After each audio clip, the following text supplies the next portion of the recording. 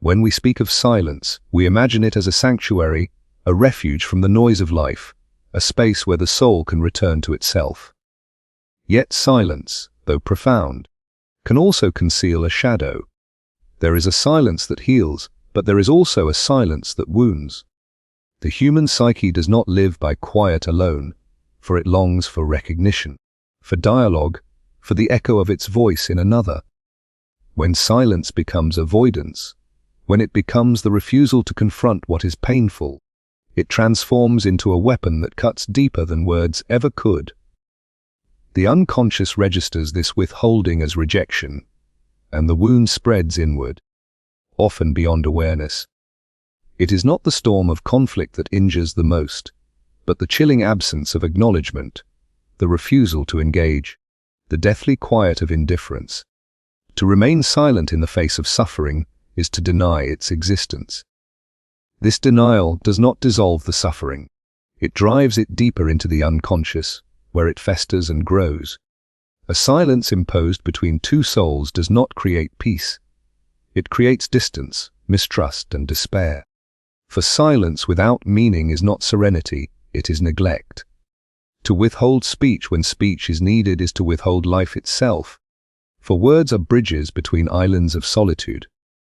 When those bridges are not built, each soul drifts further into isolation, and isolation is the true poison of the human spirit.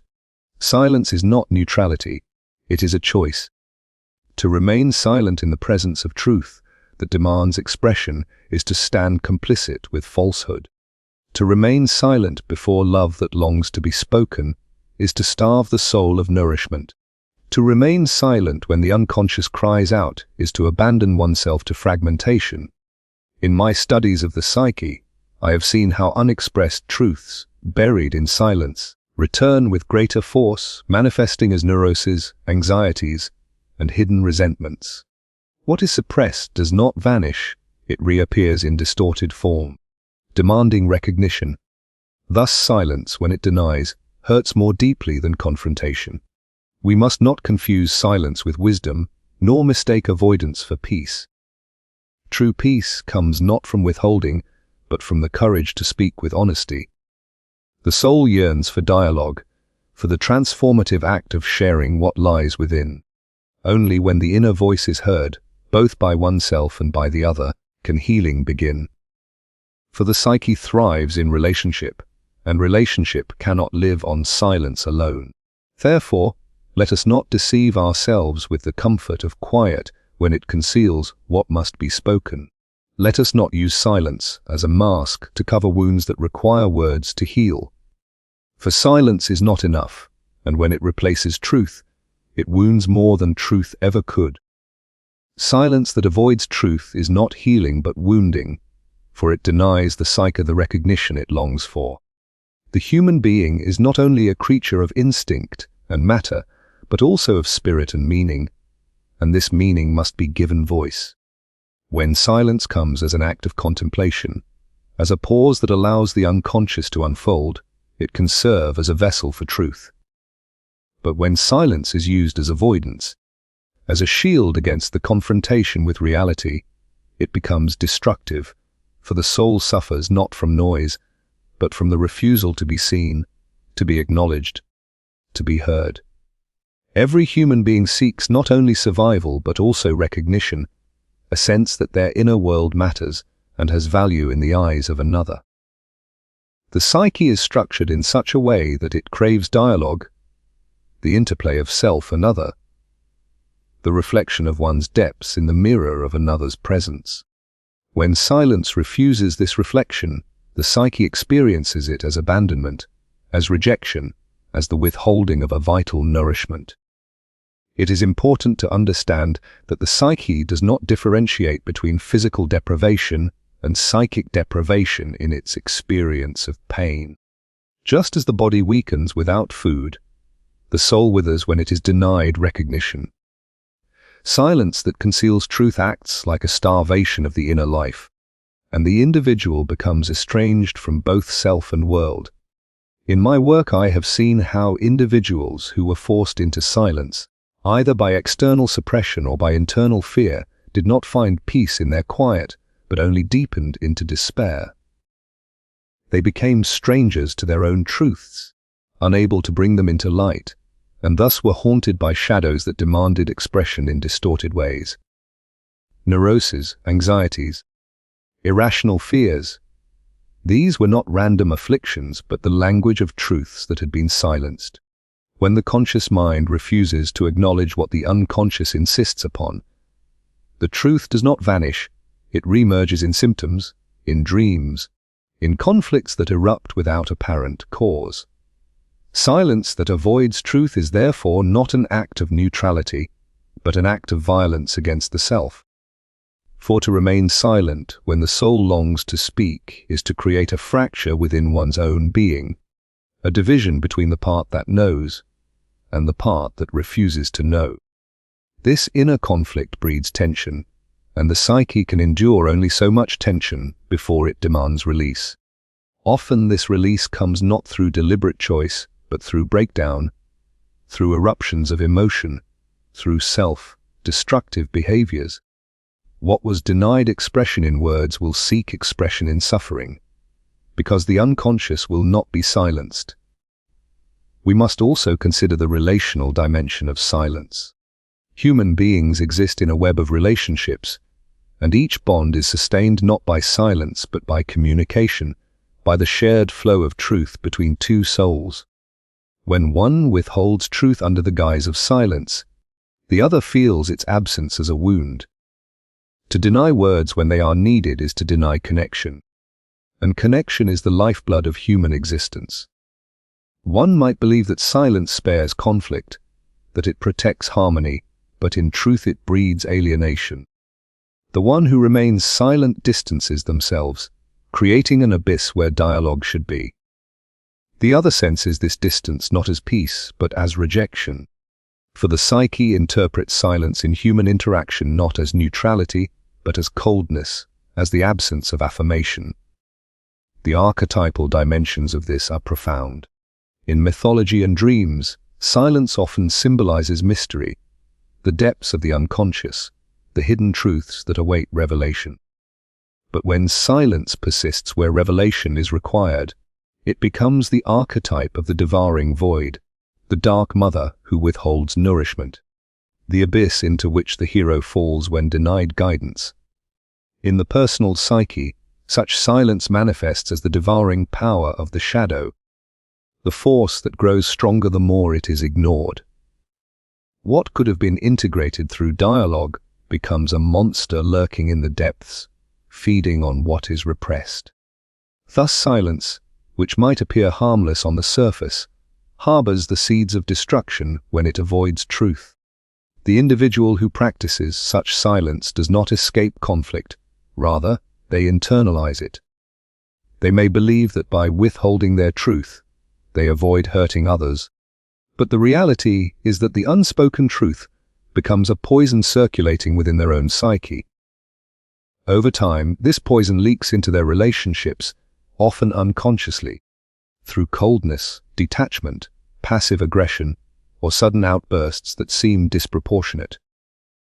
The silence that was meant to protect becomes the very force that destroys, for the psyche cannot sustain indefinite suppression without demanding compensation. In my studies I have found that the soul seeks wholeness, and wholeness demands truth. Truth must be spoken, not always in words of confrontation, but in words that give form to what is within. To silence the truth is to prevent this process of individuation, the journey toward the integration of the self. Individuation is not achieved through withdrawal from truth, but through its courageous acknowledgement, even when it is painful, even when it threatens the comfort of illusions. Silence in this context is a refusal of growth, a refusal of the call toward greater wholeness. It is the betrayal of the self by the self, and such betrayal wounds more deeply than any external injury. Silence that avoids truth is not a neutral absence of words, but an active denial of reality. It is the refusal to allow the psyche its natural movement toward expression, toward connection, toward integration. The wound it inflicts is invisible yet profound, for it strikes at the very foundation of what it means to be human, the need to be recognized, to be known, to be heard. Suppressed emotions buried in silence return as neurosis, anxiety, and inner fragmentation. The psyche is not a passive container that simply absorbs experiences without consequence. It is a living system, a dynamic field where every impression, every unspoken word, every unexpressed feeling leaves its imprint. When an emotion arises, it carries with it an energy that demands acknowledgement, an inner fire that seeks release through expression. If this energy is denied, if the conscious mind chooses silence over articulation, it does not vanish. It descends into the unconscious, where it continues to live, hidden but active. The unconscious is not a graveyard where forgotten things lie dead. It is a realm of life and movement, and whatever is repressed there begins to transform. It does not simply rest, it mutates, it takes on symbolic forms.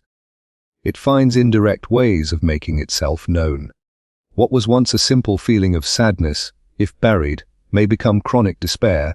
What was once a moment of anger, if silenced, may return as anxiety, as bodily tension, as dreams filled with violence and shadow figures.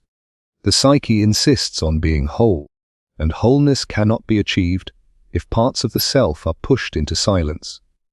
When the conscious ego decides that certain emotions are too dangerous, too shameful, or too disruptive to express, it seeks to maintain order by suppressing them. But this order is not genuine harmony, it is a fragile facade. Beneath it, the silenced emotions accumulate, building pressure like steam in a sealed vessel. The longer they are denied, the more intense their pressure becomes, until eventually they find release in forms that the ego did not anticipate. This release may come as sudden outbursts of rage, as irrational fears that grip the individual without cause, as obsessive thoughts, or as paralyzing anxieties. The very things the person sought to avoid by keeping silent return magnified, distorted by the unconscious, and experienced as something foreign and uncontrollable.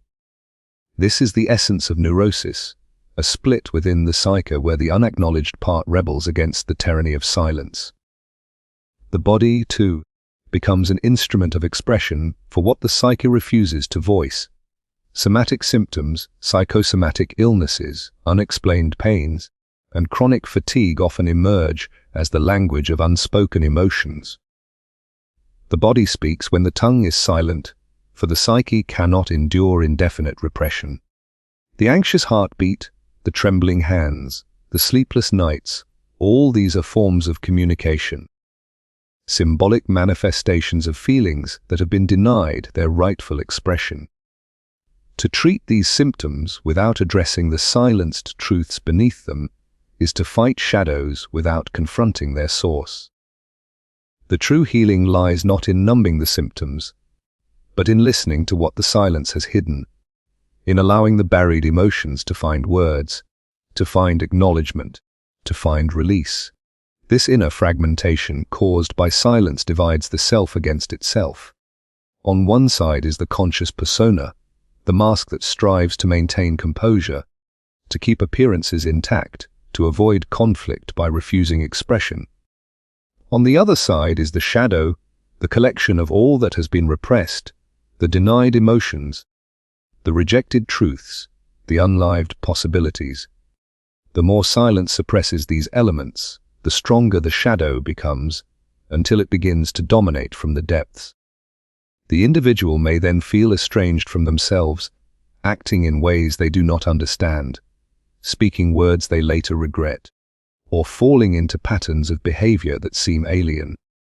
This is the fragmentation of the psyche, where the unity of self is broken, and the person no longer feels whole.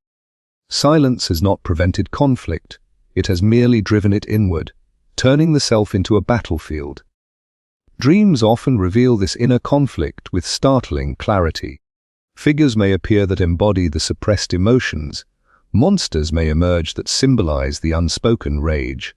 Lost children may wander representing forgotten griefs. The dream does not lie, It gives form to what the waking consciousness has denied.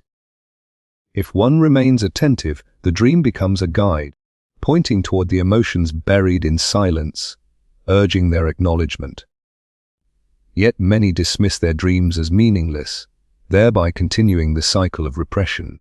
The psyche, however, persists, for it seeks wholeness, and it will continue to present its truth until it is heard.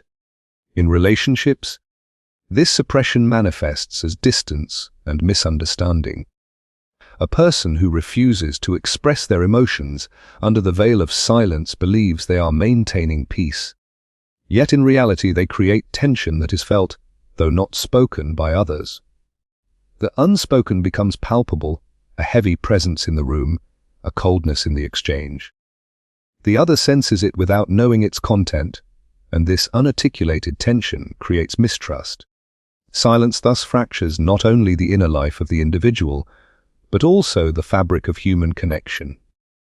Communication is the lifeblood of relationships, and where silence replaces speech, bonds weaken. The archetypal dimension of this phenomenon is profound. Across myths and religions, the figure of the mute or silenced character often represents the hidden truth, the secret that must be revealed for healing to occur. In many stories, the hero must speak the unspoken, must give voice to what has been concealed, in order for transformation to take place. This archetype points to a universal law of the psyche. What is silenced must eventually be voiced. What is repressed must return. For only in expression can integration be achieved. Silence is a stage in the process, but if it becomes permanent, it turns into stagnation and decay. The return of suppressed emotions, as neurosis and anxiety, is not a punishment but a message. It is the psyche's way of insisting on balance, of reminding the conscious mind that wholeness cannot be built on denial. To suffer from anxiety is to be haunted by what has been silenced, to carry the weight of truths that demand acknowledgement. The path forward is not to silence them further, but to listen, to find the courage to bring them into words, into the light of consciousness. Only then can the divided self move toward unity. Only then can the inner fragmentation give way to integration.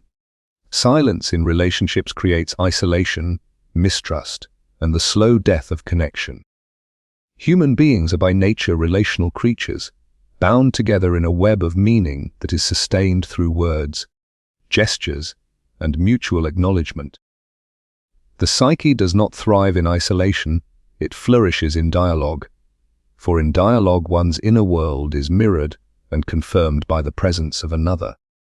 When silence becomes the dominant mode of interaction, when words are withheld where they are most needed, the bond between two souls begins to weaken. At first the absence of speech may seem trivial, a mere avoidance of conflict or discomfort. But beneath the surface it begins to erode the foundation of trust. For silence is never empty, it always speaks, and what it often communicates is rejection, neglect, or indifference. The one who is met with silence feels unseen, unrecognized, as though their presence has no weight in the life of the other. This perception breeds loneliness, and loneliness within a relationship is more destructive than solitude itself. Isolation begins not with physical distance, but with the collapse of communication. Two people may live under the same roof, share the same space, yet feel as if they are worlds apart because silence has replaced the flow of words. In this silence, assumptions multiply, misunderstandings grow unchecked, and the imagination of the wounded partner begins to fill the void with fears and doubts. The absence of speech becomes a breeding ground for mistrust, for the human mind cannot rest in uncertainty. Where there is no clear communication, suspicion emerges, and suspicion gnaws at the very heart of intimacy. The bond that once felt alive with openness becomes cold, a mere form without substance, because the silence between them has killed the spirit of exchange. In my work with individuals and couples, I observed how silence, maintained under the pretense of peace, often proved more destructive than open conflict. A quarrel, though painful, can lead to greater understanding if it is met with honesty, but silence leads nowhere. It is a closed door that admits no growth. When partners refuse to speak of their feelings, their needs, or their wounds, the unspoken accumulates in the unconscious, creating a wall that grows thicker with time. What might have been resolved in a moment of truth becomes an invisible barrier that separates one heart from another.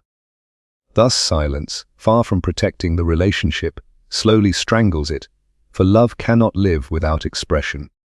This dynamic of silence and isolation mirrors the inner dynamics of the psyche itself. Just as the individual fragments when parts of the self are silenced and repressed, so too does a relationship fragment when truths between two people are withheld. The relationship develops a shadow, a dark undercurrent of unspoken resentments, disappointments, and fears. This shadow grows stronger the more it is ignored, and it begins to shape the interactions between the two in subtle but powerful ways. The smallest gesture may now be interpreted through the lens of suspicion. The slightest delay in response may be felt as abandonment, because the silence has already created a climate of mistrust. What is most tragic is that both individuals may long for connection, yet the silence they maintain becomes the very obstacle that prevents it. At the archetypal level, the silence that destroys connection can be seen as a manifestation of the death principle, the force of entropy that opposes life. Life thrives on exchange, on flow, on communication, whereas death is marked by stillness, by the absence of movement. When silence overtakes a relationship, it is as if the current of life has been cut off, leaving only stagnation. Myths and stories across cultures warn of this state, where a kingdom falls into ruin when truth is withheld, where love withers when words of affirmation are denied. The silence between two people becomes the desert where nothing grows, a psychic wasteland that drains vitality from both. The loneliness produced by silence in relationships is particularly cruel because it is a loneliness that exists in proximity. To be alone while in the presence of another is to feel abandoned in the most intimate of spaces. This paradoxical loneliness wounds more deeply than physical solitude because it contradicts the very purpose of togetherness. The human soul longs not merely for the presence of another body, but for the living exchange of recognition, of affirmation, of shared meaning. Without this exchange, the relationship becomes a hollow shell, an arrangement of appearances without inner reality. Mistrust, once rooted in silence, rarely remains contained. It spreads into every corner of the relationship, coloring perception and interpretation. Words, when they are finally spoken, are doubted because silence has already eroded the ground of credibility. Promises are questioned, gestures are misread, and even genuine expressions of care may be dismissed as insincere. The cycle of mistrust feeds upon itself, and the relationship becomes a prison where both individuals guard themselves, unwilling to be vulnerable, fearing rejection or betrayal. What began as a refusal to speak in a moment of discomfort grows into a pattern of self-protection that destroys intimacy. Silence also prevents the natural rhythm of conflict and reconciliation that sustains healthy bonds. All relationships inevitably face moments of discord, for difference is part of human nature. But it is through the honest expression of these differences that a deeper unity can emerge. When silence replaces this process, conflicts are buried rather than resolved, and reconciliation never comes. The unspoken grievances accumulate like stones, weighing heavily on the bond until it collapses under their collective weight. The absence of dialogue denies the opportunity for growth, leaving the relationship stagnant, unable to evolve. In the symbolic language of dreams, silence in relationships often appears as locked doors, unreachable figures, or vast distances separating familiar faces. These images reflect the inner truth that silence creates barriers where there should be bridges. The psyche, in its wisdom, portrays this reality so that it might be recognized and addressed. Yet too often individuals ignore these signs, believing that silence is safer than confrontation. In truth, silence is only safer for the ego in the short term, for it avoids discomfort, but it is not safer for the soul, which suffers from the lack of communion. Connection is not sustained by mere presence, but by the flow of words, of emotions, of truths shared between souls. Without this flow, isolation takes root even in closeness. Mistrust becomes the silent language of interaction, and the relationship enters a slow decline toward death. To remain silent is not to preserve harmony, but to deny it, for harmony is built on truth, and truth must be spoken to live.